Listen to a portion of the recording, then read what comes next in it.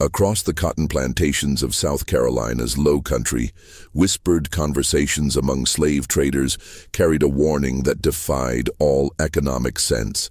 Never purchase the man with one blue eye. By 1847, at least 17 plantation owners had acquired this particular slave, and every single one had sold him within days, often at a loss that would bankrupt lesser men. The pattern was so consistent that Charleston's slave markets began refusing to auction him. What could one man do in 7 days that would make hardened slaveholders, men who'd built empires on human suffering, choose financial ruin over keeping him another week? The answers lie buried in ledgers, private letters, and testimonies that survivors spent decades trying to destroy. Before we continue with the story of the slave who broke the will of South Carolina's wealthiest men, make sure you're subscribed to Liturgy of Fear and hit that notification bell, because what you're about to hear has been hidden from history books for over 170 years. Also, leave a comment telling us what state or city you're listening from. We love hearing from our community across America. The first record of this man appears not in a sale document, but in a ship's manifest. The Providence Dawn made port in Charleston on March 3, 1847, carrying 340 souls from the windward coast. Among them was a man the ship's surgeon noted simply as male, approximately 30 years, unusual eye coloration, heterochromia, one brown, one blue. The surgeon, a doctor, Nathaniel Grantham, added a peculiar observation in his private journal. The African exhibits no fear. This troubles me more than if he had wept.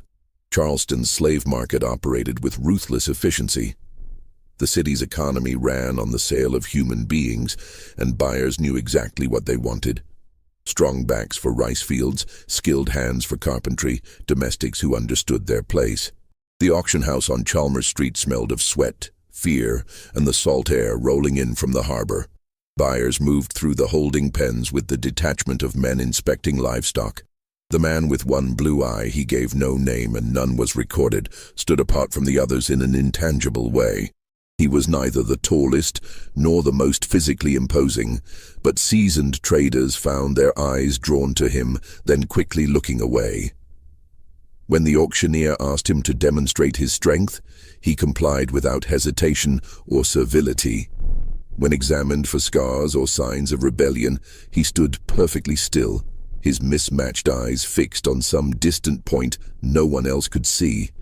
Samuel Pritchard, owner of Marsh Haven Plantation, paid $1,100 for him, a premium price reflecting both the man's apparent health and the current demand for field labor. Pritchard was known as a calculating businessman who'd turned 800 acres of mosquito-infested swampland into one of the region's most profitable rice operations. He wasn't given to sentiment or superstition.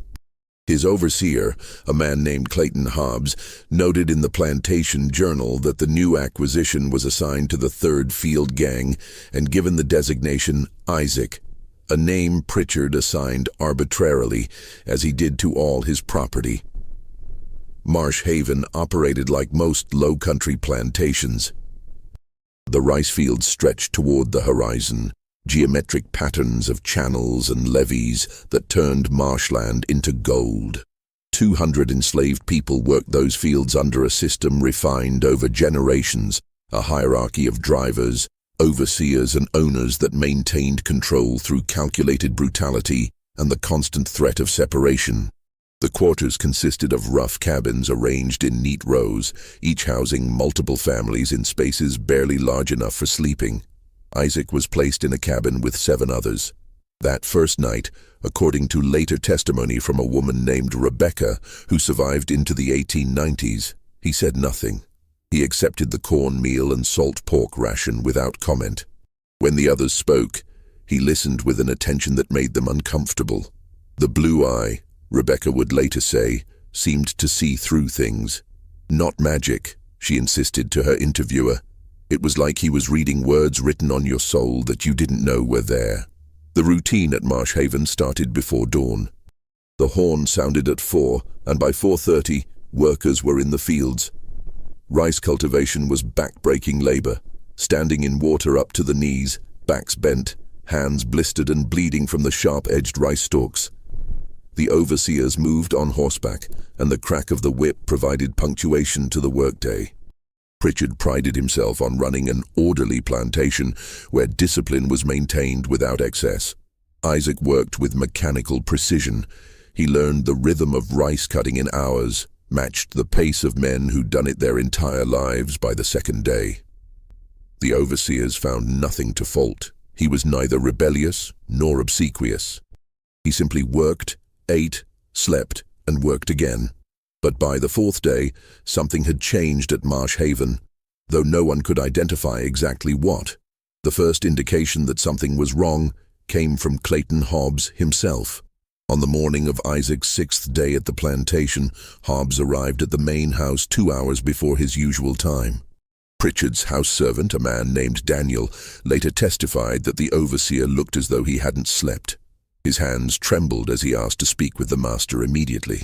What passed between them remained private, but witnesses in the house reported raised voices. Hobbs left within the hour. He never returned to Marsh Haven. His wife collected his belongings 3 days later and told anyone who asked that her husband had taken a position in Georgia. The plantation records show he forfeited 2 months' salary rather than work out his notice. Pritchard himself went to the fields that day, an unusual occurrence that sent ripples of unease through the quarters. He was seen speaking briefly with Isaac, though no one could hear what was said. When Pritchard returned to the main house, his wife commented in a letter to her sister that he had taken ill with some disturbance of the nerves and had retired to his study with a bottle of whiskey. The next morning, the 7th day since Isaac's arrival, Samuel Pritchard did something unprecedented in his 20-year career as a plantation owner. He took Isaac directly to Charleston and sold him at the first market that would accept the transaction for $800, a $300 loss. When the buyer, a man named Joseph Merriweather, asked if there was any defect in the slave, Pritchard's response was noted in the sale document. "No physical defect. I simply have no further use for him." Merriweather owned a turpentine operation in the Pine Barrens north of Georgetown. He was a practical man who saw a bargain and took it. According to his own later account, recorded in a deposition for an unrelated legal matter, he noticed nothing unusual about Isaac during the journey to his property. The man was quiet, compliant, and showed no signs of disease or injury. The turpentine camps operated differently from rice plantations. Men worked in small groups, tapping pines, collecting resin, managing the distillation process. It was dangerous work. The stills exploded regularly, and the forests held their own hazards, but it required some independence and judgment. Merriweather placed Isaac with an experienced crew and thought nothing more of it. For 3 days, everything proceeded normally. Isaac learned quickly, worked steadily, and created no disturbances. On the 4th day, Merriweather found himself unable to sleep. He later described it as an inexplicable anxiety, a feeling that something in his camp had gone fundamentally wrong, though he could identify nothing specific. On the 5th day, 2 of his other workers requested transfer to a different crew, away from Isaac. When Merriweather demanded an explanation, they couldn't provide one. "Something ain't right about him," was all they would say. On the morning of the 6th day, Merriweather made his own decision. He took Isaac to Charleston and sold him to a rice factor named Benjamin Rutledge for $750. Merriweather refused to discuss his reasons even when Rutledge pressed him. The sale document notes only, seller expressed urgency, transaction completed same day. By late April 1847, a pattern had emerged that defied everything Charleston's slave traders understood about their business. Isaac had been sold 6 times in as many weeks. Each transaction resulted in a financial loss for the seller. Each new owner reported the same progression: initial confidence, growing unease, and finally an overwhelming compulsion to be rid of him regardless of cost. The story spread through Charleston's commercial district in the way that truly inexplicable things do, quietly at first, then with increasing urgency. Men who'd spent decades in the slave trade began comparing notes. The accounts were remarkably consistent. Isaac performed his assigned labor without fault. He committed no acts of violence, made no threats, attempted no escape. He was, by all objective measures, an ideal slave. Yet within a week, sometimes less, his owners became desperate to sell him. Several took significant financial losses.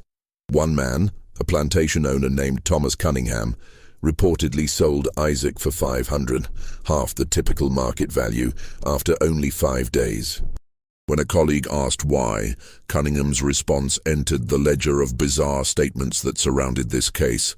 "I would have given him away for free. I would have paid someone to take him, just to have him gone." The Charleston Mercury carried no formal articles about the situation. Such matters were considered private commercial affairs, but coffeehouse conversations buzzed with speculation. Some suggested Isaac carried disease, though medical examinations found him healthy. Others proposed he was somehow poisoning his owners' minds with African witchcraft, though this theory was dismissed by the city's more educated residents as superstitious nonsense. Dr. Marcus Fairchild, a physician with interests in the emerging field of mental medicine, took note of the case in his private correspondence.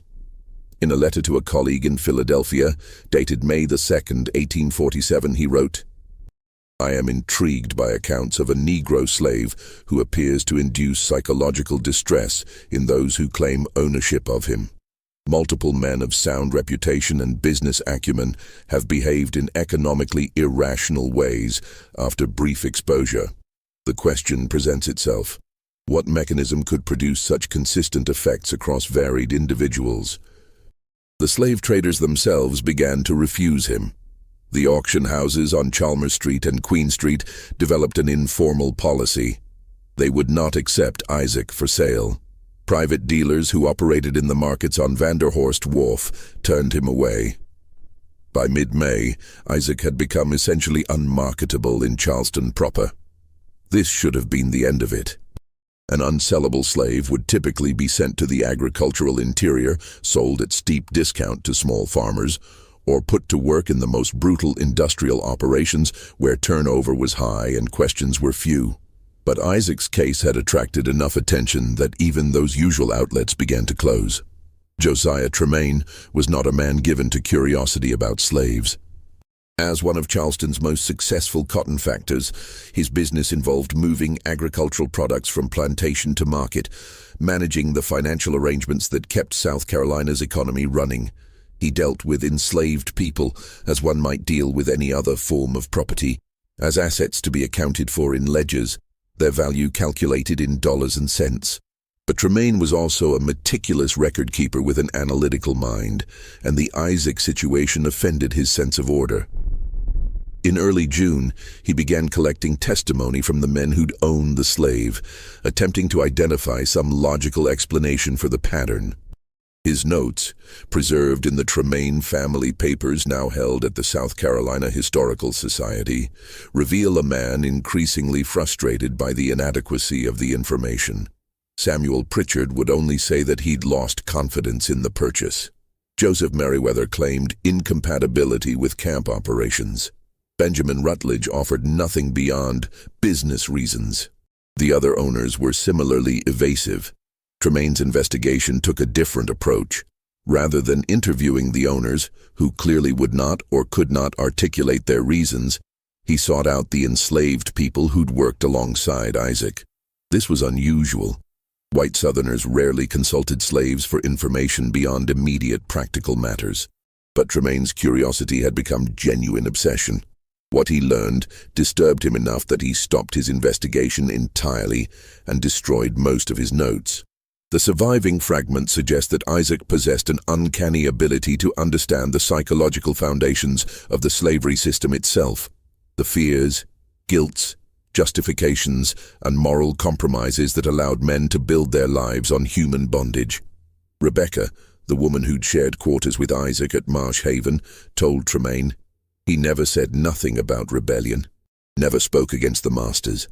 But when he looked at you with that blue eye, you suddenly saw yourself as you really were, not what you told yourself you were. And for them, white men, what they really were must have been a terrible thing to see."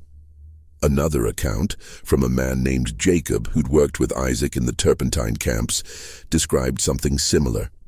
Isaac could listen to a man talk for 5 minutes and know everything about him, know his fears, know his secrets, know what he hid even from himself. And somehow, without saying a word, he'd make you know he knew. That was what scared them, not what he might do. What he already knew. The most detailed account came from a house servant named Phyllis, who'd worked in Benjamin Rutledge's household during Isaac's time there. She described an incident on Isaac's 4th day when Rutledge had summoned him to the study. Phyllis, serving tea, witnessed the conversation. Rutledge had asked Isaac directly, "What do you do to unsettle men?" According to Phyllis's testimony, Isaac had responded with perfect courtesy. "I do nothing, sir. I work as instructed. I obey all commands. If my presence causes discomfort, perhaps you should consider why that might be so." The phrasing was respectful, the tone deferential, but Rutledge had gone pale. He dismissed Isaac immediately and spent the next 2 days in visible agitation before selling him at a significant loss. By June, Isaac had been sold 11 times. His market value had dropped to $400.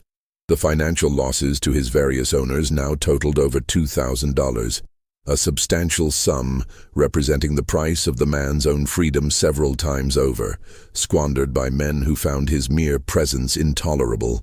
A Charleston merchant named William Thorne, who specialized in difficult sales, finally found a buyer in the agricultural interior.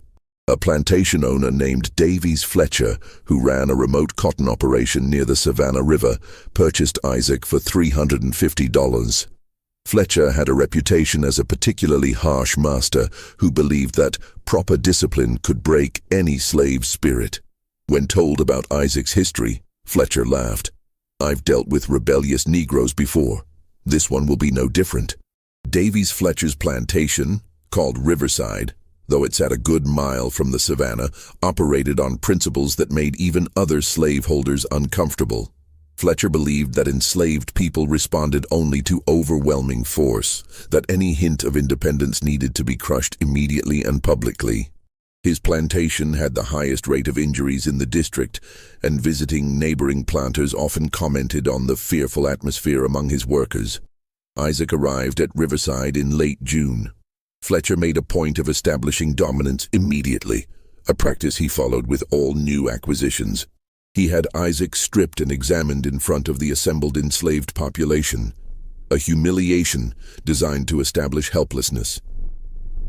When this failed to produce the expected fear, Fletcher had him assigned to the most brutal work details, clearing new ground in weather hot enough to kill men, dawn to dusk with minimal water. Isaac endured it without complaint or apparent distress. A week passed. Then, too, Fletcher's overseer, a man named Sullivan, began making the same observations that had troubled Clayton Hobbs at Marsh Haven. Isaac worked steadily, neither fast nor slow, never shirking but never exceeding what was required. He ate whatever food was provided.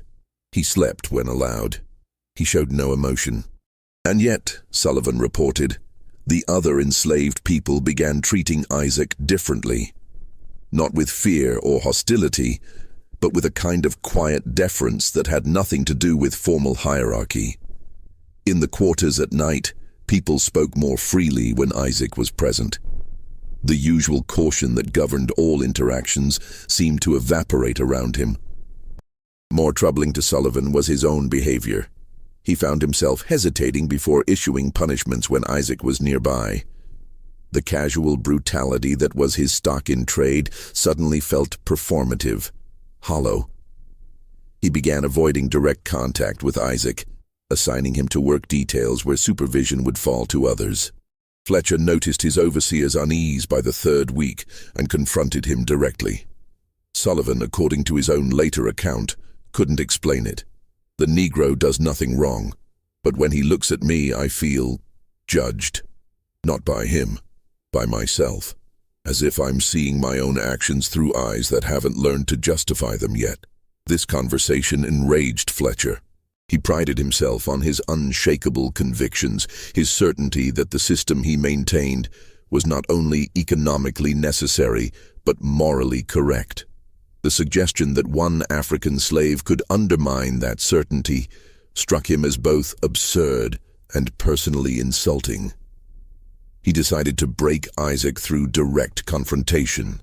On the morning of Isaac's 25th day at Riverside, Fletcher had him brought to the yard behind the main house. The entire enslaved population was assembled to watch. Fletcher announced that Isaac would be whipped, not for any specific offense, but as a demonstration that no slave at Riverside was beyond his power to humble. What happened next entered plantation legend and was documented in multiple accounts. Isaac stood at the whipping post without resistance as his wrists were tied. Fletcher himself took the whip, an unusual choice, as owners typically delegated such tasks to overseers. He delivered the first strike across Isaac's back with practiced force. Isaac made no sound. The second strike fell. Then the third. Fletcher continued with increasing violence, the whip cutting through skin, drawing blood. The assembled people watched in horrified silence. 10 strokes, 15, 20. Isaac never made a sound. He didn't flinch. He stood perfectly still, his mismatched eyes, one brown, one blue, fixed on the horizon. At 25 strokes, Fletcher stopped, not because Isaac had broken, because Fletcher himself could no longer continue. Multiple witnesses reported that the plantation owner was weeping, his face contorted with an emotion that none of them had seen before or could name. Fletcher dropped the whip and walked into his house. He emerged 3 hours later, ordered Isaac's wounds treated, and announced that the slave would be sold immediately. But something had changed. The calculated brutality that Fletcher had wielded so easily for decades now seemed to pain him. In the week that followed, before he could arrange Isaac's sale, Fletcher was observed wandering his property at night, apparently unable to sleep. His wife wrote to her sister that Davies had become melancholy and speaks of matters I do not understand. On the 7th day after the whipping, Fletcher took his own life in his study with a pistol. His suicide note, sealed by his family and never officially released, reportedly contained a single sentence: "I have seen what I am." Fletcher's death sent shockwaves through South Carolina's planter class. Suicide was rare among slaveholders. These were men who'd built empires and fortunes, who considered themselves the foundation of Southern civilization. That one of their number would take his own life, apparently in connection with a single slave, was almost unthinkable. The official story, spread quickly through sympathetic newspapers and social networks, was that Fletcher had suffered from undisclosed financial difficulties and melancholy. The timing of Isaac's presence at Riverside was coincidental. Respectable people did not believe that a slave could drive a master to suicide through psychological means. But the rumors persisted, and now they carried genuine fear. Isaac passed into the ownership of Fletcher's estate administrator, who held him for exactly 3 days before selling him to a trader heading toward the Alabama frontier. That trader kept him for 2 days before passing him to a colleague in Georgia. A week later, Isaac was in Tennessee, then Kentucky. Each transaction involved a loss. Each new owner reported the same pattern: initial confidence, growing unease, desperate urgency to be rid of him. Just when we thought we'd seen it all, the horror in Isaac's story intensifies. If this story is giving you chills, share this video with a friend who loves dark mysteries, hit that like button to support our content, and don't forget to subscribe to never miss stories like this. Let's discover together what happens next. By September 1847, Isaac had been sold 23 times. He'd traveled through 6 states. His market value had dropped to $200. But something else was happening, something that would prove more dangerous than anything that had come before. Enslaved people were talking. Not openly, not in ways that white Southerners could easily detect, but through the communication networks that existed beneath the surface of plantation society. Songs, coded messages, stories passed from field to field, plantation to plantation. The story of the man with one blue eye who could make masters question their own certainty. In a system built on absolute power and psychological domination, this was revolutionary. Not because Isaac advocated for violence or escape, he apparently never did, but because his very existence demonstrated that the master's certainty could be shaken, that the elaborate justifications they'd constructed for slavery could be made to feel hollow and false, even to themselves. A minister named Reverend Aldrich Hayes, who served several plantation parishes in Mississippi, noted in his diary that summer, "There is a disturbing current running through the Negro population, not rebellion in the traditional sense, but a kind of quiet confidence that troubles me greatly. They speak in riddles about judgment and seeing truly. I fear some new form of resistance is taking shape." What Hayes couldn't have known was that the resistance wasn't in what Isaac did or said. It was simply in what he was, a living demonstration that enslaved people could see their masters with perfect clarity, understanding them better than they understood themselves, and that this knowledge, this seeing, was itself a form of power that no amount of physical force could suppress. In October, Isaac was purchased by a man named Nathaniel Grantham, the same ship surgeon who'd first examined him in Charleston. Grantham, who'd since left maritime medicine to open a practice in New Orleans, had followed Isaac's story with scientific fascination. He saw an opportunity to study what he believed was a unique psychological phenomenon. Grantham's approach was different from previous owners. Rather than trying to dominate or control Isaac, he simply observed him. He provided adequate food and housing, assigned light labor, and attempted to engage him in conversation.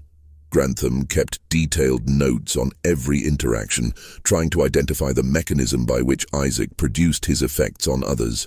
For 2 weeks, nothing remarkable occurred. Grantham began to suspect that the entire phenomenon was mass hysteria, that previous owners had worked themselves into irrational states based on rumor and superstition. Then, on the 15th day, during what Grantham later described as a routine conversation, Isaac spoke more than he had to any previous owner. The conversation was recorded in Grantham's journal, which survived in his family's papers. Grantham had asked, "Do you understand what you do to people?" Isaac's response, "I do nothing to people, doctor. I simply allow them to see themselves without the stories they tell to make their actions bearable. Most people can live with anything if they tell themselves the right story about it.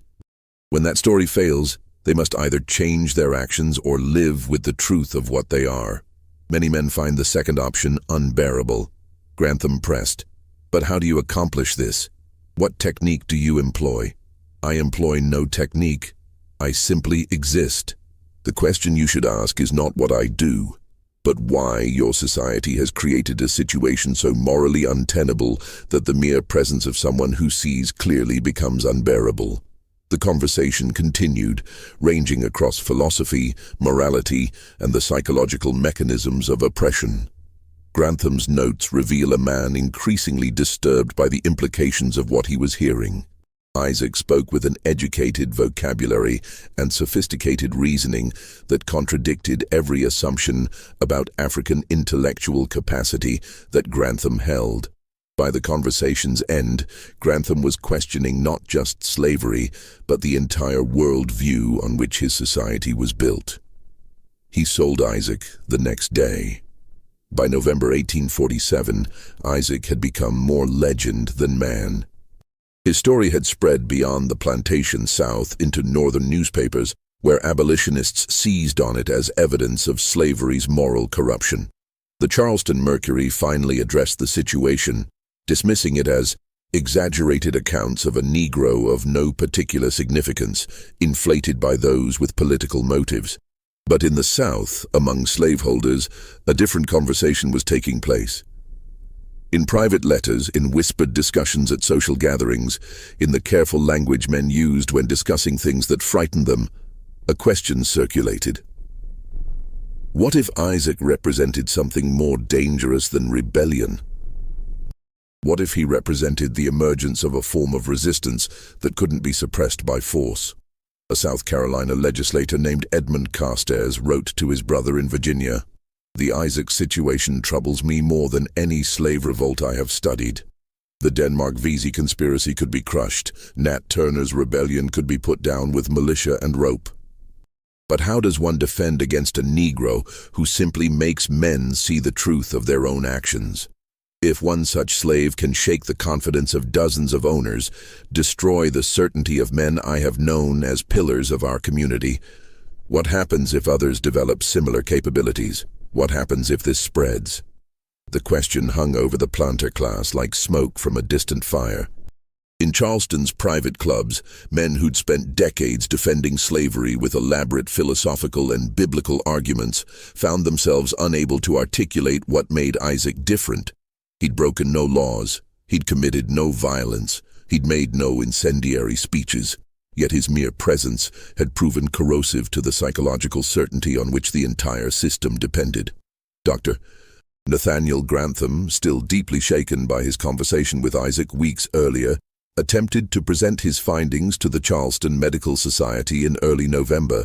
His paper, titled "Observations on Psychological Distress Induced by Moral Contradiction," was rejected before he could deliver it. The Society's president, Dr. Augustus Hammond, wrote in his rejection letter, "The implications of your research are dangerous. You suggest that our social system requires psychological delusion to function.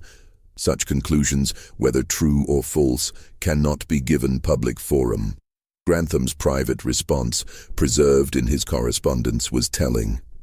"My dear Hammond, I did not suggest this. I observed it. There is a difference. Isaac revealed nothing new. He simply made visible what was always there, that we have built our prosperity on a foundation we cannot bear to examine directly. The answer to what Isaac represented came from an unexpected source, the enslaved community itself. A woman named Hannah, who'd worked for 30 years in various Charleston households, finally agreed to speak with Josiah Tremaine as he quietly resumed his investigation. Hannah was unusual in several respects. She could read and write, taught secretly by a sympathetic owner's daughter decades earlier. She'd been manumitted 5 years prior due to her owner's death and a generous will, making her one of Charleston's small population of free people of color. Her testimony, recorded in Tremaine's reformed notes, provided crucial context that white observers had entirely missed. "You're asking the wrong questions," Hannah told Tremaine during their meeting in the back room of a colored church on Cumming Street. "You want to know what Isaac does, what technique he employs, as if he's performing some kind of conjuring trick. But Isaac isn't magic. Isaac is just smarter than you, smarter than any master I've known. He learned your language perfectly. Not just the words, but the meanings beneath the words, the things white folks say without saying them. He learned to read and write before he was ever captured in Africa. He had an education that would shame most white men in this city." Tremaine pressed for specifics. Asked for. Hannah's account, detailed over several meetings, painted a picture of Isaac that contradicted everything white Southerners believed about African intellectual capacity. "Isaac came from a merchant family in what you call the Windward Coast," Hannah explained. "His father traded with British ships. Isaac learned English from English traders, learned to read from Christian missionaries. He studied mathematics, navigation, philosophy.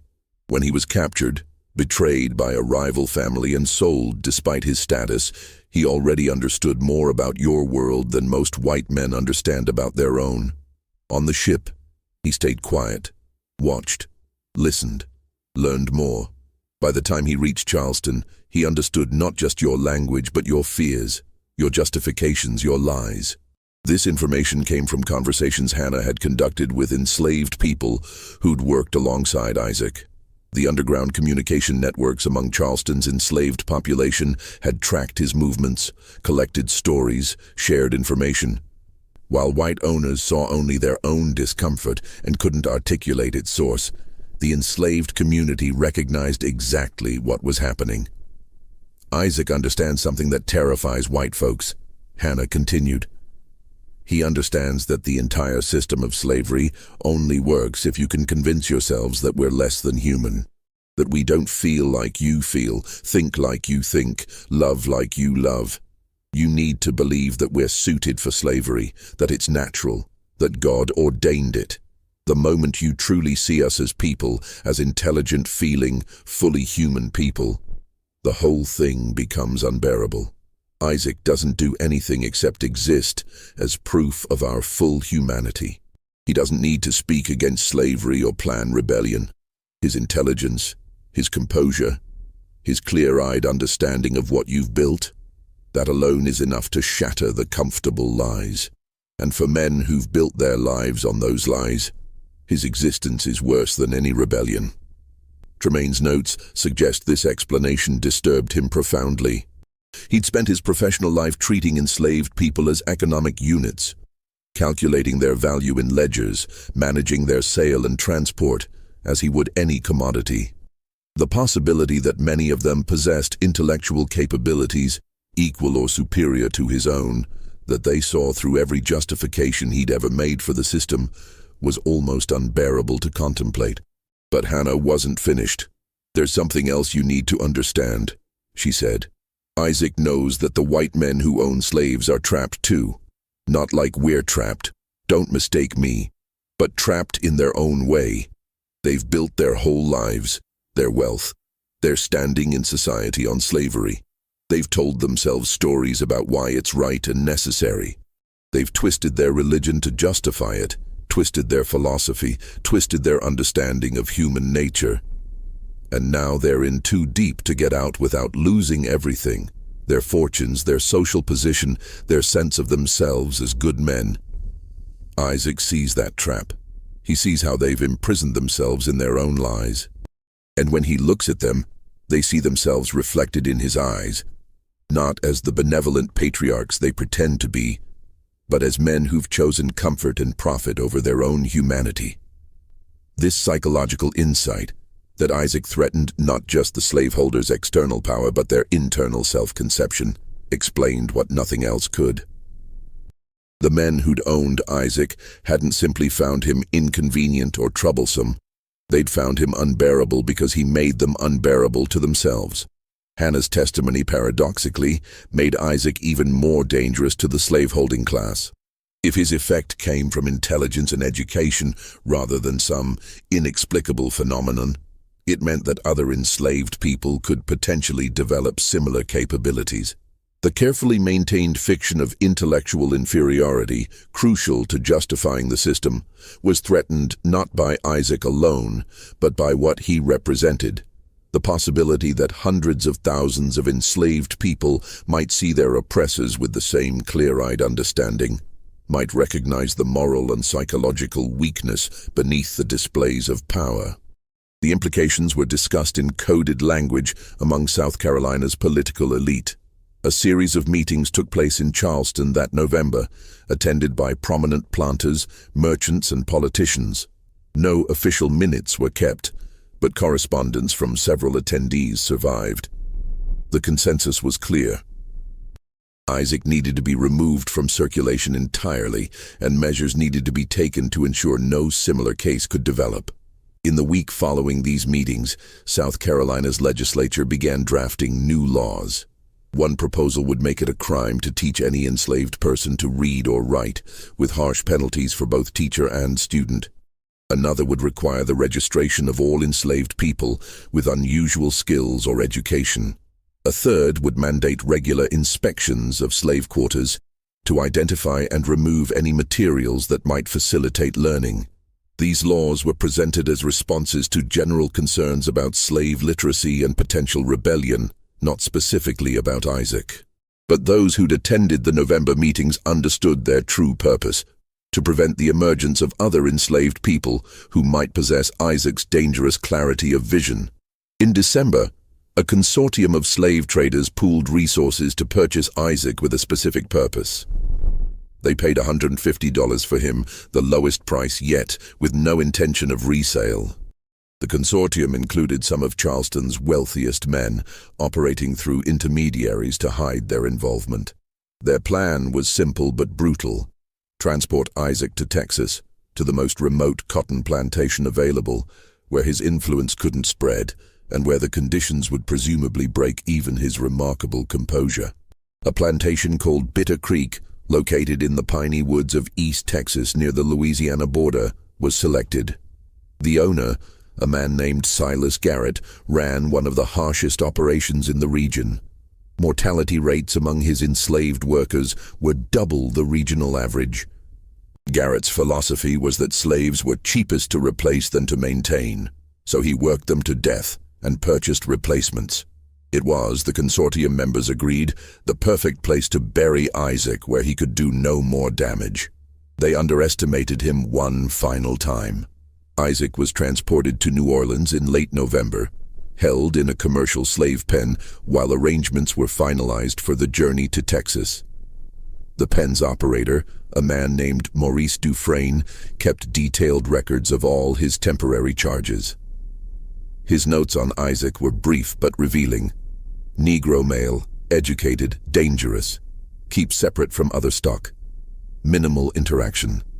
During his 2 weeks in New Orleans, Isaac was held in isolation, a small cell with a barred window overlooking the pen's courtyard. But isolation couldn't prevent him from observing. From his window, he watched the daily operations of the slave trade.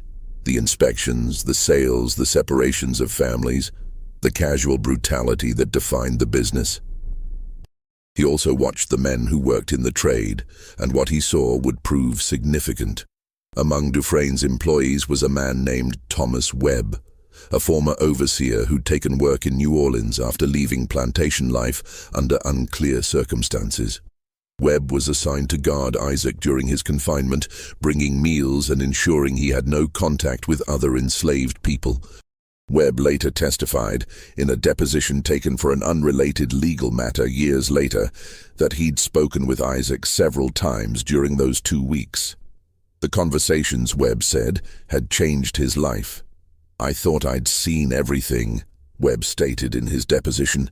"I'd worked plantations for 15 years. I'd done things I'm not proud of.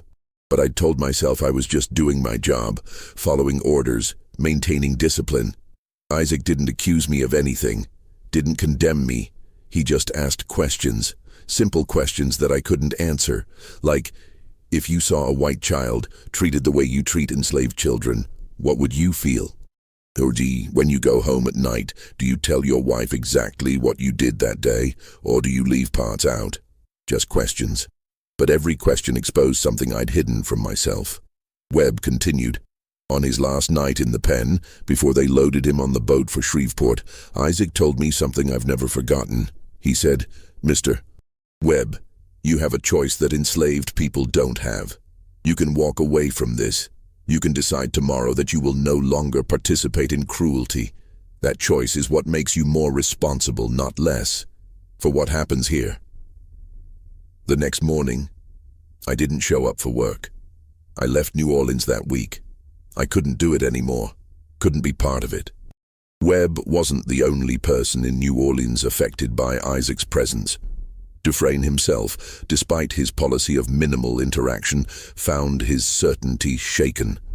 His business records show that he sold his slave pen 3 months after Isaac's departure and moved to New York, where he invested in shipping and never returned to the slave trade. On December 10th, Isaac was loaded onto a steamboat called the Tempest's Grace, bound for Shreveport and then overland to Bitter Creek Plantation.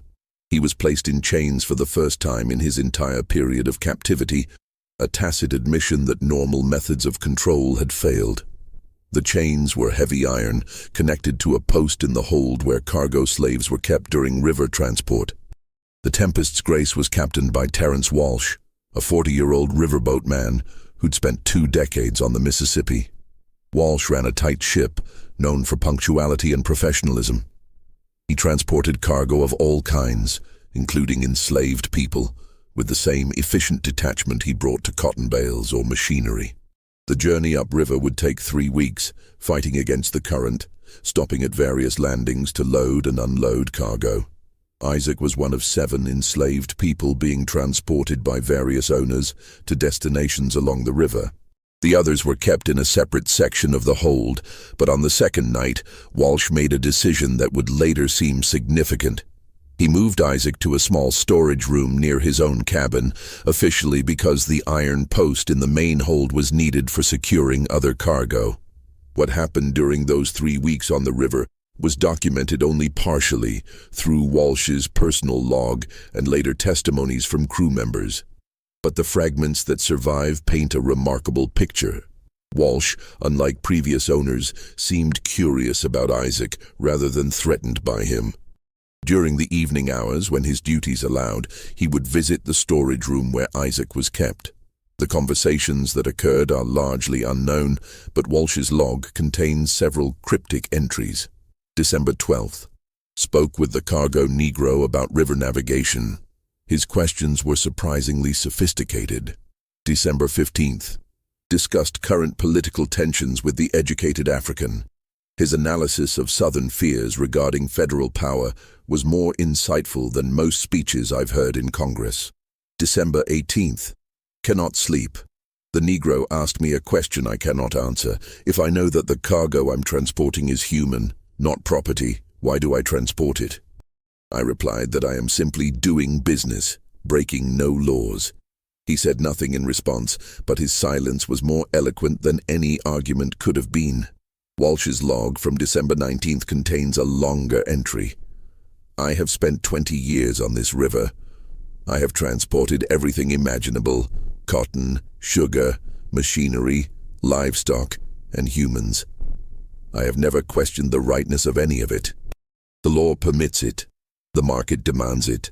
Society accepts it. But tonight, looking into the eyes of this chained man who speaks with more education and insight than most free men I know, I am forced to ask, what am I? Not what do I do, but what am I? If I am a man who transports other men in chains, knowing them to be men, what does that make me? The next entry, dated December 20th, was the last Walsh would write for several weeks. It contained only one sentence. I have made a decision that will cost me my livelihood and reputation, but I find I can live with that more easily than I can live with what I have been. Somewhere on the Mississippi, on the night of December 20th, 1847, Isaac's chains were removed. What exactly happened that night became the subject of intense speculation and conflicting accounts. The official report, filed by Walsh when the Tempest's Grace reached Shreveport on December 28th, stated that Isaac had somehow slipped his chains and jumped overboard during the night watch. The river was searched for 3 days. No body was recovered. The consortium members who'd purchased Isaac and paid for his transport were furious, but there was little they could do beyond absorb the financial loss. But crew members on the Tempest's Grace told a different story in the years that followed. Their accounts varied in details but agreed on the essential facts. Captain Walsh had personally removed Isaac's chains, provided him with food and some money, and allowed him to leave the boat during a stop at a small landing in Arkansas. Some accounts suggested Walsh had arranged for Isaac to meet with free people of color, who operated part of what would later be known as the Underground Railroad. Other accounts were less specific, saying only that Isaac had walked away into the darkness, and Walsh had made no effort to stop him or raise an alarm. Walsh himself never publicly confirmed what happened. When questioned by the Tempest's Grace's owners about the incident, he stuck to his official story. The slave had escaped, method unknown. But Walsh's actions after reaching Shreveport were telling. He completed his contract to deliver the remaining cargo, then resigned his position. He returned to Pennsylvania, where he'd been born, and never worked the river again. The story of Isaac, if that was even his real name, officially ended with his disappearance from the steamboat on December 20th, 1847. The Charleston Mercury ran a brief notice about a drowned slave in early January, misidentifying him as James and getting several details wrong. The slave traders who'd lost him never publicized the full story.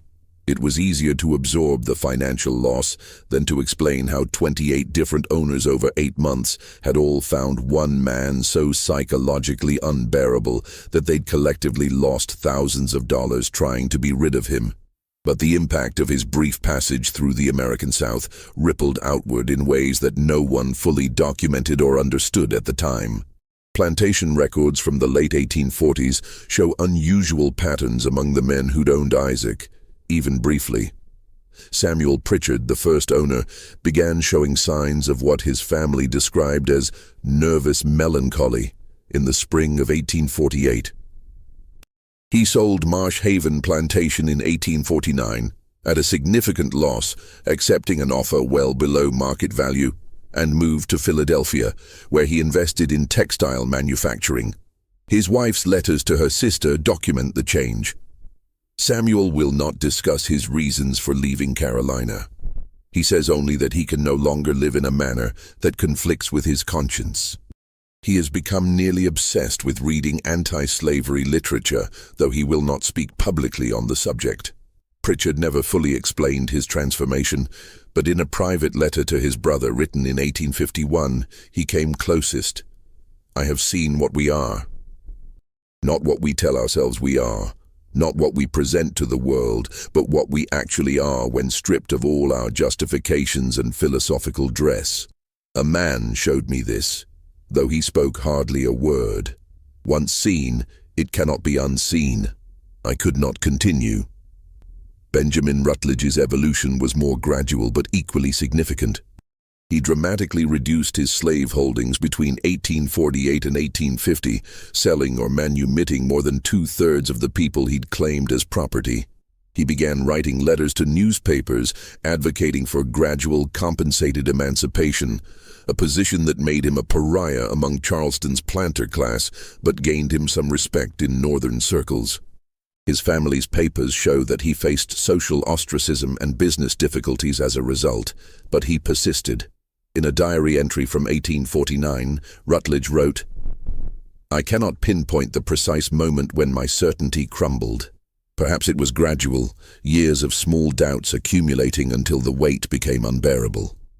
Or perhaps it was one specific moment, looking into the eyes of a slave I briefly owned, and seeing reflected there not hatred or fear, but a kind of profound sadness, as if he pitied me, as if he understood that I was trapped in something terrible of my own making.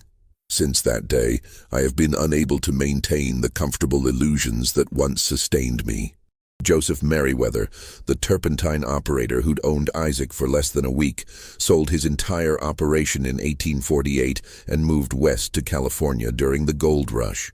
He left no written record of his reasons, but his sister's correspondence mentions that Joseph had become deeply troubled in spirit and needed a complete change of scenery and occupation.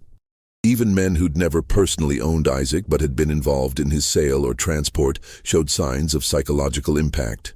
Several slave traders in Charleston left the business between 1848 and 1850, transitioning to other forms of commerce. Some moved north. Others remained in the South but refused to continue participating in the slave trade specifically. Dr. Nathaniel Grantham's transformation was the most dramatic and publicly visible. He abandoned his medical practice in New Orleans in early 1848 and moved to Boston, where he became involved in abolitionist circles. He wrote extensively about the psychological damage that slavery inflicted on both enslaved and enslaver, publishing a series of essays in The Liberator and other anti-slavery publications. His most influential work, published in 1850, was titled The Moral Cost of Human Bondage: Observations on the Psychological Mechanisms of Oppression. While the essay never mentioned Isaac by name, its themes clearly grew from Grantham's 15-day observation of him. "I have witnessed firsthand how the institution of slavery requires from its practitioners a profound self-deception. To own another human being as property, one must convince oneself that the owned person is somehow less than fully human. But this conviction is always fragile, always threatened by reality. The enslaved person's intelligence, emotions, moral reasoning, these are constantly visible to any observer who chooses to see. Therefore, the slaveholder must engage in continuous psychological work to maintain the necessary delusion. Any person or circumstance that interferes with this work becomes unbearable, not because they threaten the slaveholder's physical safety, but because they threaten the psychological structures that allow him to live with himself. Grantham's writings influenced a generation of abolitionists and contributed to the growing body of anti-slavery literature in the 1850s. He never publicly discussed his personal encounter with Isaac, but those who knew him understood that his transformation had stemmed from a specific experience that had shattered his certainties.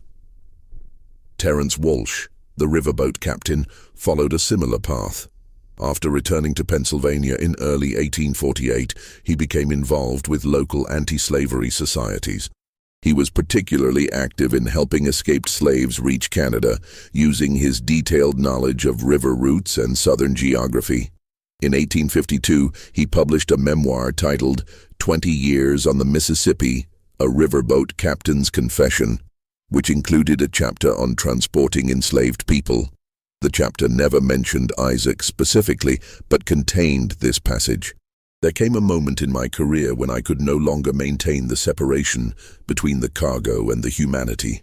I had always known, on some level, that the people I transported in chains were people, but I had told myself that I was simply a businessman, operating within legal bounds, serving market demands. Then I met someone who made that comfortable story impossible to maintain. In a series of conversations that I cannot fully recount, partly because they are too personal, partly because words fail to capture what was communicated, I was forced to see myself clearly. I was not a neutral businessman. I was an active participant in cruelty. And once I saw that, I could not continue. Among enslaved people throughout the South, the story took on different forms and meanings. In some versions that circulated through the underground communication networks, Isaac was a scholar prince from an African kingdom who'd been captured by mistake. In others, he was a gifted teacher who'd learned the white man's knowledge and used it against them. Some stories claimed he'd made it to freedom in the north, was living in Canada, or had even returned to Africa on a friendly ship. The most common version, passed through songs and coded conversations, emphasized not Isaac's origins, but his ability. He could make masters see themselves truly. This theme resonated deeply because it suggested that enslaved people possessed a power that physical chains couldn't suppress. The power of clear sight, of understanding their oppressors better than the oppressors understood themselves. A song that emerged in the late 1840s, recorded decades later by folklorists collecting slave songs, contained these verses. One eye brown and one eye blue, seen what the master can't see through, worked the field and bent his back, but his mind stayed free and his sight stayed black. Master sell him, can't say why, just can't stand that one blue eye. Seeing truth without no lie makes the master want to cry. The song spread through the South, its meaning obscure to white listeners but clear to those who knew the story of Isaiah. See, it was a song of resistance, but a particular kind of resistance. Not violent rebellion, but the quiet assertion that enslaved people understood the true nature of their situation, saw through every justification, recognized every weakness in the system that held them. Hannah, the free woman of color who'd explained Isaac's significance to Josiah Tremaine, continued to play a role in preserving and interpreting his legacy. In the 1850s, as tensions between North and South intensified, she became more open in her support of abolition, participating in networks that helped escaped slaves reach freedom. She was arrested in 1858 for harboring a fugitive slave and spent 3 months in jail before being released on a technicality. In a letter written to an abolitionist friend in 1859, Hannah reflected on Isaac's lasting impact. The masters fear rebellion, armed uprising, violence, destruction of property. But what they should truly fear is something subtler. The day when enslaved people stop pretending, stop performing the role of contented servitude, stop helping to maintain the illusion that the system is natural and right. Isaac never advocated for violence. He simply refused to pretend. And that refusal, multiplied across thousands of people, could bring down the entire structure more effectively than any army. Josiah Tremaine, whose investigation had helped uncover the truth about Isaac, underwent his own quiet transformation. He never became a public abolitionist. His business interests and social position made that impossible. But his private correspondence shows growing discomfort with slavery.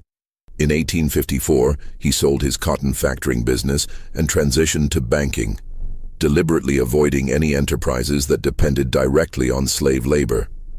His decision cost him financially and socially, but he persisted.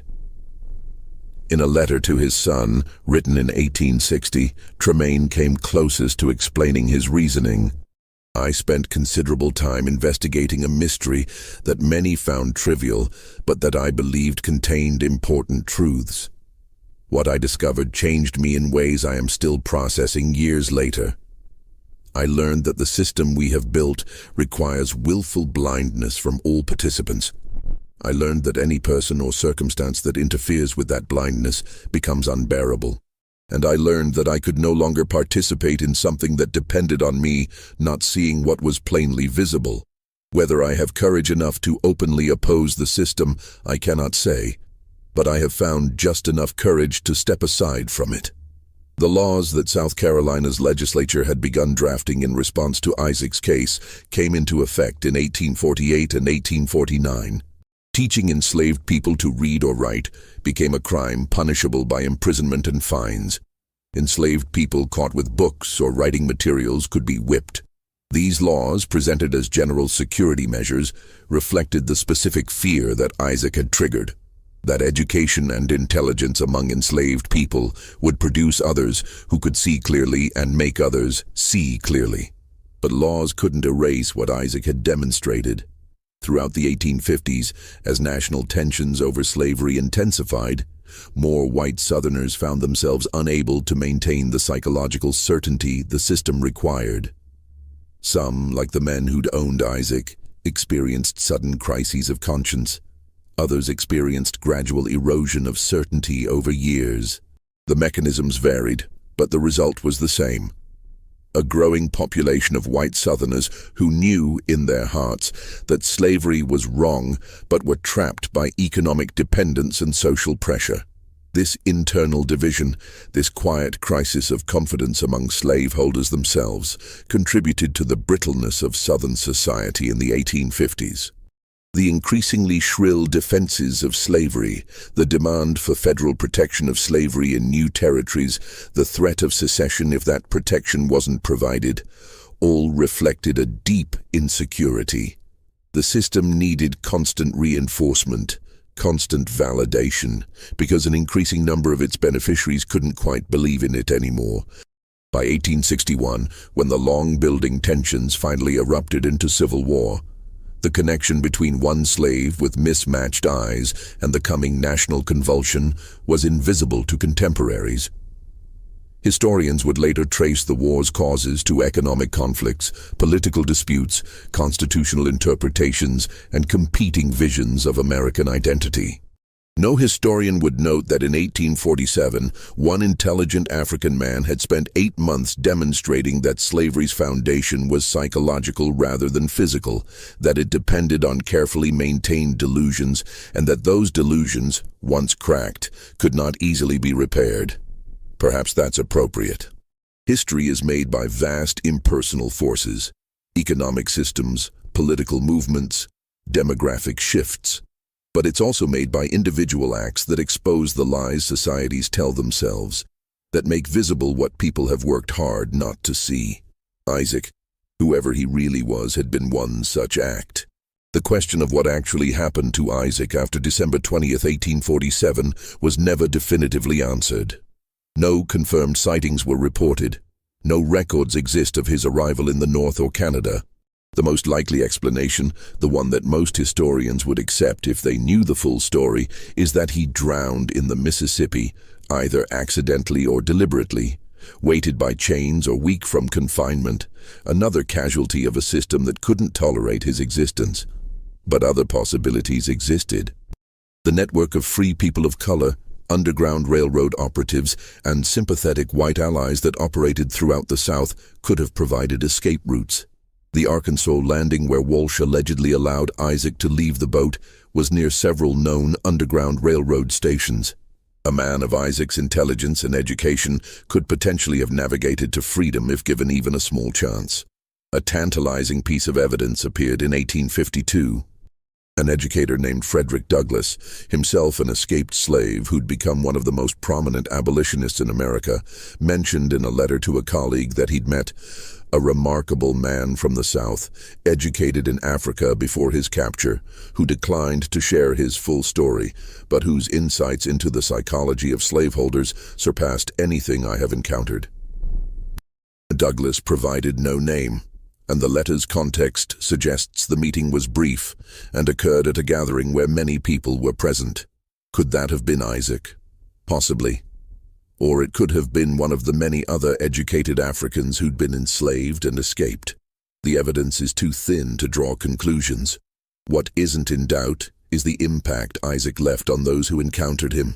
28 documented owners in 8 months. At least 5 men who abandoned the slave trade after dealing with him. Several who underwent dramatic personal transformations. One who took his own life, rather than continue living with what Isaac had made him see. And beyond the documented cases, how many others? How many enslaved people who worked alongside Isaac learned from his example, absorbed his lesson about the power of clear sight?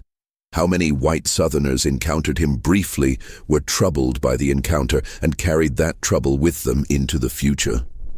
The ripples from a single stone thrown into water eventually fade, becoming invisible on the surface even as they continue outward.